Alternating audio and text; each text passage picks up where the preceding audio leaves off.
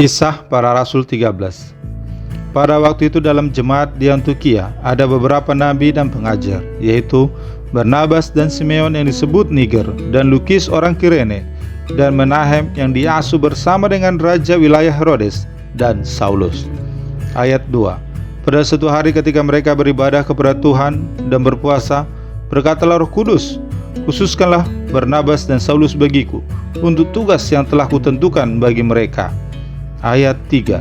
Maka berpuasa dan berdoalah mereka, dan setelah meletakkan tangan ke atas kedua orang itu, mereka membiarkan keduanya pergi. Saulus dan Barnabas di Pulau Siprus. Ayat 4. Oleh karena disuruh Roh Kudus, Barnabas dan Saulus berangkat ke Seleukia, dan dari situ mereka berlayar ke Siprus. Ayat 5. Setiba di Salamis, mereka memberitakan firman Allah di dalam rumah-rumah ibadat orang Yahudi, dan Yohanes menyertai mereka sebagai pembantu mereka. Ayat 6. Mereka mengelilingi seluruh pulau itu sampai ke Pafos. Di situ mereka bertemu dengan seorang Yahudi bernama Bareus. Ia seorang tukang sihir dan nabi palsu. Ayat 7. Ia adalah kawan gubernur pulau itu, Sergius Paulus, yang adalah orang cerdas. Gubernur itu memanggil Barnabas dan Saulus karena ia ingin mendengar firman Allah. Ayat 8. Tetapi Elimas, demikianlah namanya dalam bahasa Yunani, tukang sihir itu, menghalang-halangi mereka dan berusaha membelokkan gubernur itu dari imannya. Ayat 9. Tetapi Saulus, juga disebut Paulus, yang penuh dengan Roh Kudus itu menatap dia. Ayat 10. Dan berkata, "Hai anak iblis, engkau penuh dengan rupa-rupa tipu muslihat dan kejahatan, engkau musuh segala kebenaran. Tidakkah engkau berhenti membelokkan jalan Tuhan yang lurus itu?" Ayat 11. Sekarang lihatlah, tangan Tuhan datang menimpa engkau, dan engkau menjadi buta. Beberapa hari lamanya engkau tidak dapat melihat matahari. Dan seketika itu juga orang itu merasa diliputi kabut dan gelap, dan sambil meraba-raba ia harus mencari orang untuk menuntun dia. Ayat 12. Melihat apa yang telah terjadi itu, percayalah gubernur itu, ia takjub oleh ajaran Tuhan. Ke Antiokhia di Pisida. Ayat 13. Lalu Paulus dan kawan-kawannya meninggalkan Pafos dan berlayar ke Perga di Pamfilia, tetapi Yohanes meninggalkan mereka lalu kembali ke Yerusalem. Ayat 14. Dari Perga mereka melanjutkan perjalanan mereka, lalu tiba di Antiokhia di Pisida. Pada hari Sabat mereka pergi ke rumah ibadat, lalu duduk di situ. Ayat 15. Setelah selesai pembacaan dari hukum Taurat dan kitab nabi-nabi, pejabat-pejabat rumah ibadat menyuruh bertanya kepada mereka, "Saudara-saudara, jikalau saudara-saudara ada pesan untuk membangun dan menghibur umat ini, silahkanlah." Ayat 16. Maka bangkitlah Paulus yang beri isyarat dengan tangannya, lalu berkata, "Hai orang-orang Israel, dan kamu yang takut akan Allah, dengarkanlah." Ayat 17. Allah umat Israel ini telah memilih nenek moyang kita dan membuat umat itu menjadi besar ketika mereka tinggal di Mesir sebagai orang asing. Dengan tangannya yang luhur ia telah memimpin mereka keluar dari negeri itu. Ayat 18. 40 tahun lamanya ia sabar terhadap tingkah laku mereka di padang gurun. Ayat 19. Dan setelah membinasakan 7 bangsa di tanah Kanaan, ia membagikan tanah itu kepada mereka untuk menjadi warisan mereka. Ayat 20. Selama kira-kira 450 tahun, sesudah itu ia memberikan mereka hakim-hakim sampai pada zaman Nabi Samuel. Ayat 21. Kemudian mereka meminta seorang raja, dan Allah memberikan kepada mereka Saul bin Kis dari suku Benyamin 40 tahun lamanya. Ayat 22. Setelah Saul disingkirkan, Allah mengangkat Daud menjadi raja mereka. Tentang Daud Allah telah menyatakan, "Aku telah mendapat Daud bin Isai, seorang yang berkenan di hatiku dan yang melakukan segala kehendakku." Ayat 23. Dan dari keturunannya lah, sesuai dengan yang telah dijanjikannya, Allah telah membangkitkan juru selamat bagi orang Israel, yaitu Yesus. Ayat 24.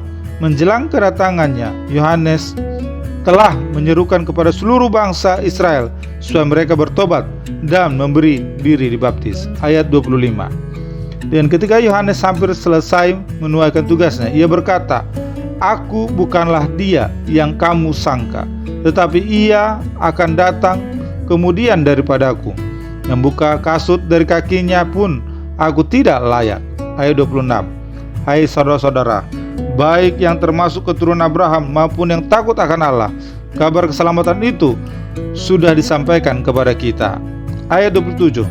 Sebab penduduk Yerusalem dan pemimpin-pemimpinnya tidak mengakui Yesus.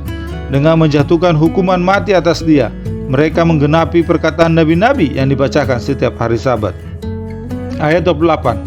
Dan meskipun mereka tidak menemukan sesuatu yang dapat menjadi alasan untuk hukuman mati itu, namun mereka telah meminta kepada Pilatus supaya ia dibunuh. Ayat 29. Dan setelah mereka menggenapi segala sesuatu yang ada tertulis tentang dia, mereka menurunkan dia dari kayu salib, lalu membaringkannya di dalam kubur. Ayat 30. Tetapi Allah membangkitkan dia dari antara orang mati. Ayat 31. Dan selama beberapa waktu ia menampakkan diri kepada mereka yang mengikuti dia dari Galilea ke Yerusalem. Mereka itulah yang sekarang menjadi saksinya bagi umat ini. Ayat 32. Dan kami sekarang memberitakan kabar kesukaan kepada kamu, yaitu bahwa janji yang diberikan kepada nenek moyang kita. Ayat 33.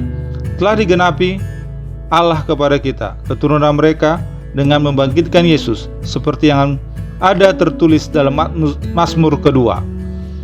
Anakku, aku telah memperanakan engkau pada hari ini. Ayat 34. Aku telah membangkitkan dia dari antara orang mati, dan ia tidak akan diserahkan kembali kepada kebinasaan. Hal itu dinyatakan oleh Tuhan dalam firman ini. Aku akan menggenapi kepadamu janji-janji yang kudus yang dapat dipercayai, yang telah kuberikan kepada Daud. Ayat 35. Sebab itu ia mengatakan dalam Mazmur lain, engkau tidak akan membiarkan orang kudusmu melihat kebinasaan. Ayat 36. Sebab Daud melakukan kehendak Allah pada zamannya, lalu ia mangkat dan dibaringkan di samping nenek moyangnya, dan ia memang diserahkan kepada kebinasaan. Ayat 37. Tetapi Yesus yang dibangkitkan Allah tidak demikian. Ayat 38. Jadi ketahuilah, hai saudara-saudara, oleh karena dialah maka diberitakan kepada kamu pengampunan dosa. Ayat 39. Dan di dalam dialah setiap orang yang percaya memperoleh pembebasan dari segala dosa yang tidak dapat kamu peroleh dari hukum Musa. Ayat 40. Karena itu, waspadalah supaya jangan berlaku atas kamu apa yang telah dikatakan dalam kitab nabi-nabi. Ayat 41. Ingatlah, hai kamu penghina-penghina, tercenganglah dan lenyaplah, sebab aku melakukan suatu pekerjaan dalam zamanmu, suatu pekerjaan yang tidak akan kamu percayai jika diceritakan kepadamu. Ayat 42. Ketika Paulus dan Barnabas keluar, mereka diminta untuk berbicara tentang pokok itu pula pada hari Sabat berikutnya. Ayat 43. Setelah selesai ibadah, banyak orang Yahudi dan penganut agama Yahudi yang takut akan Allah mengikuti Paulus dan Barnabas.